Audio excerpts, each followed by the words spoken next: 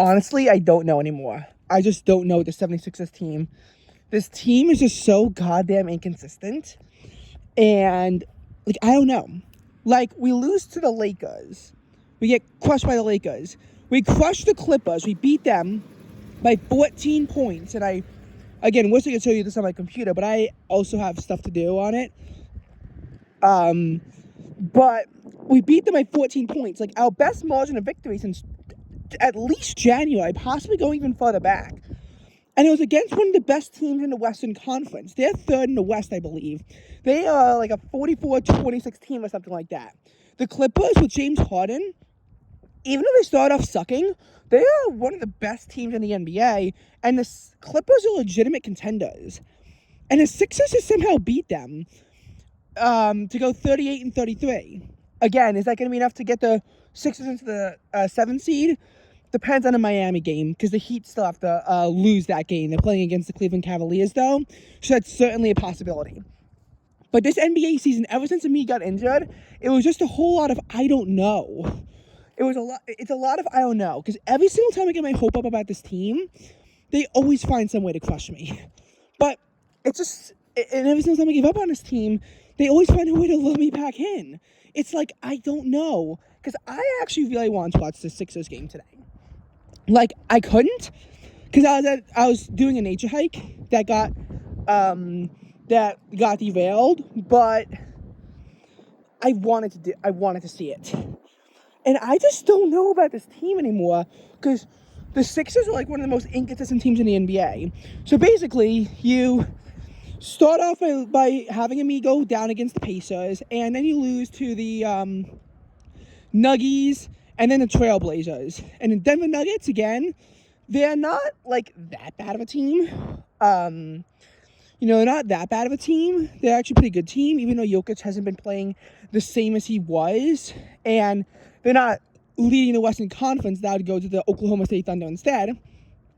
But then we get squished by the Trailblazers. They foolishly play Embiid in the Warriors game. This is where he tears his lateral meniscus. The Sixers then somehow beat the Utah Jazz because Maxey puts up 51 points. But it's a close game. And then the Sixers just go on to lose their next 4 games after that. I don't remember what the 2 that were in between because they're doing a whole West Coast thing. But then they lost to the Hawks in Buddy Hield's first game. And I'm going to be honest, Buddy Hield was a bit of a waste.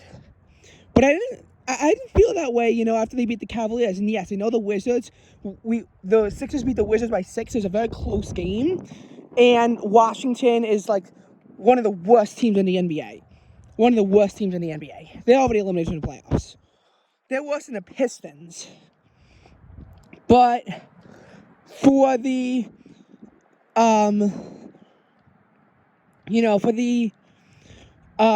Cavaliers, I mean, it was only a 2-point game that was very close, but the Sixers, beat the Cavaliers. But then they blew it against the Miami Heat, lost to the Knicks, beat the Cavaliers again by 7. That was funny. But then, obviously, things begin to go downhill quite rapidly. Blowouts to the Bucks and the Celtics, which obviously isn't good. But it's like, okay, we beat the Charlotte Hornets, and yes, they are another garbage team, but we beat them, and it was, it looked convincing. The Sixers beat the Dallas Mavericks, but then we somehow blew 14-plus point leads in consecutive games to the Nets and Grizzlies. Again, 2 of the worst teams in the NBA. And it's just like then. It's like you lose to the Pelicans, but you then beat the Knicks despite not even scoring 80 points. But then you get held to 79 again, and some of the Knicks actually have a competent offense, so they win. And it's just like, I don't even know anymore. Of course, then you're going to lose to the Milwaukee Bucks because you blew it again. And then I think it was the Hornets. And it's just been very weird. Like, it's been weird. But right now, the Sixers are 39-32. When Embiid got injured, they were, they weren't, by the time Embiid got injured, they were worse. But they peaked at 29-13. They were 29-14 when Joel Embiid first went down. So, you look at it, the Sixers are 26-8 with Joel Embiid. That means without Joel Embiid, Sixers 13-26. So, yes, if Embiid was eligible to be MVP, he clearly earned it. Yes, the Sixers are only a shell of themselves without Joel Embiid. But the Sixers can still win games without Joel Embiid. The Sixers can still win games without Joel Embiid on their team. Like, they still can. But it's tough. And it's weird because, they'll lose to trash teams and then they'll beat a good team just when you give up hope on them. And once you get hope, then they'll crush you by losing to a bad team. Like, I don't know. Why is it so cyclical like this? I don't like it. In any case, though, what do I think the Sixers' playoff fortunes yield? I think that for the Sixers in the playoffs, I think that they're probably going to be a play-in team, but I'm not sure because Joel could still come back in early April. And, obviously, if the Sixers totally fall off a cliff, then don't put him in. But if you're going to need him, put him in. Like, I'll say this. If the Sixers are, fall to the 10 spot, or maybe even the 9 spot, bringing Joel Embiid back might not be a good idea. Because you got to win 2 games. At least one of them's on the road. 2 if you're the 10 seed. No 10 seed has ever made the playoffs before in history. A 9 seed has a few times, but it's hard. But if you're 8 or 7, you absolutely want Joel Embiid back. Because you're going to get multiple chances to do something. You're going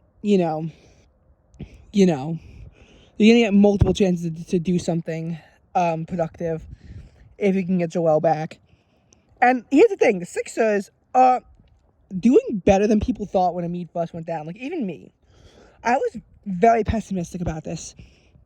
And I was like, the Sixers are probably going to finish about 40 or 41 wins.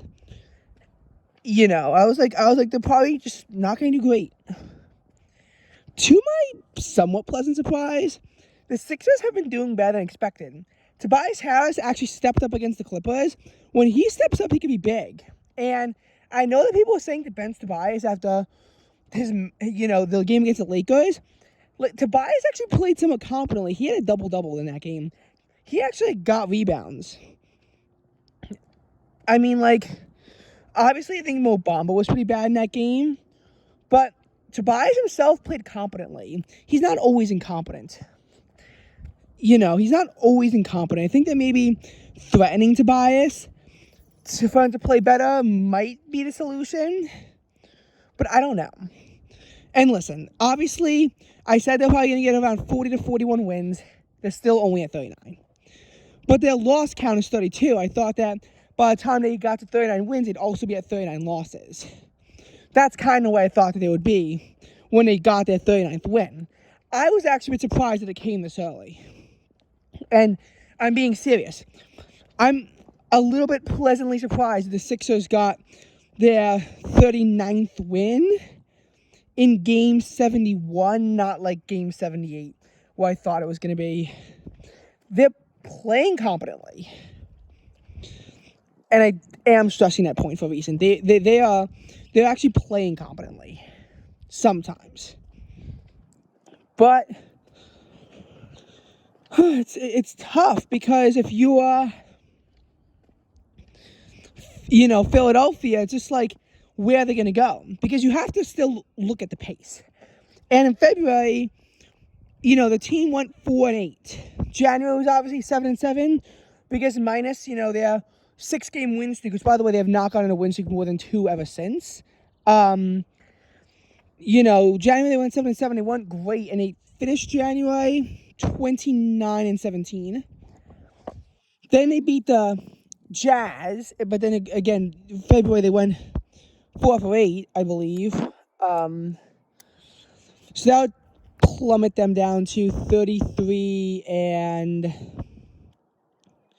33-25, which I think I do actually explicitly remember them being 33-25. And of course, now they're 39-32, so they've gone 6-7 so far in March. It's below 500. But it's not that bad. Like, if you look at how they've been playing at now, now they're not getting the job done pretty. It's not pretty. It's ugly. But, they are getting wins. Their schedule isn't the hardest thing in the world after this point. So, I don't think this is going to be like a Philadelphia Eagles kind of thing where they can't even beat the garbage teams at this point. I don't think they're going to turn into the Eagles. I don't think they're that bad. If you want to look at it, ever since Joel got injured, they're 10-19. It's averaged out. And they've been playing a little bit better because you have to remember the time when they lost 8 out of 9.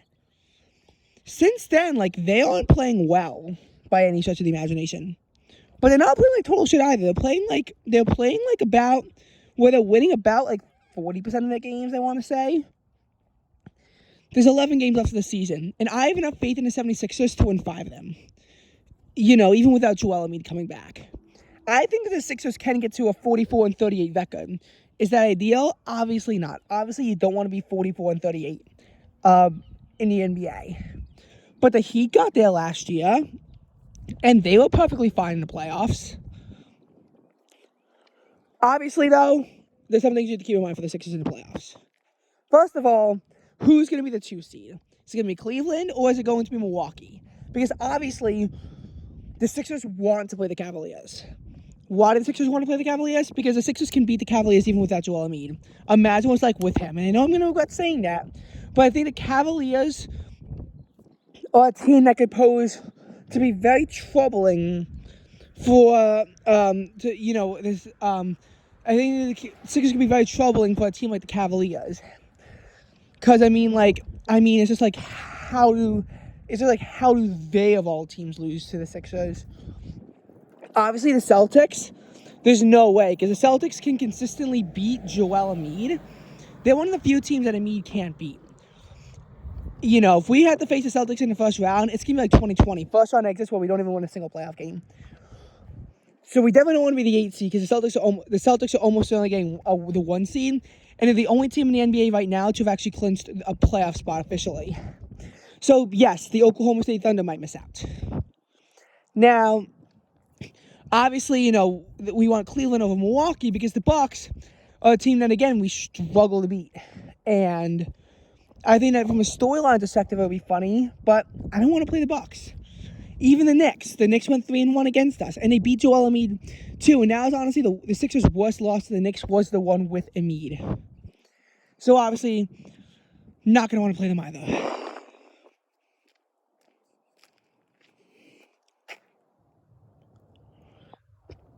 And the Magic is a team that we could beat, but nothing's a guarantee because we don't know how we'd play against the Magic without Joel Embiid.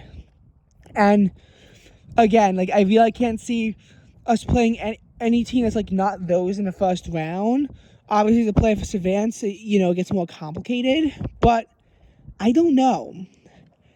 The Sixers are a team that I don't know what to say about them anymore. Because this is just freaky stuff. This doesn't even seem real how...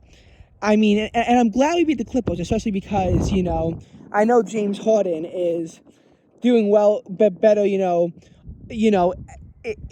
Los Angeles. But I'm never going to forgive him for leaving Philadelphia. At least the Sixers beat them once. And even if we can't beat them again, we beat them once. So the Clippers can never say that they, that Harden ever got true revenge. At best, we're even.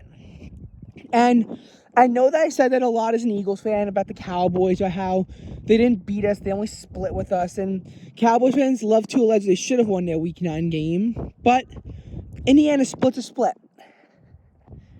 And that's all I'll say about that.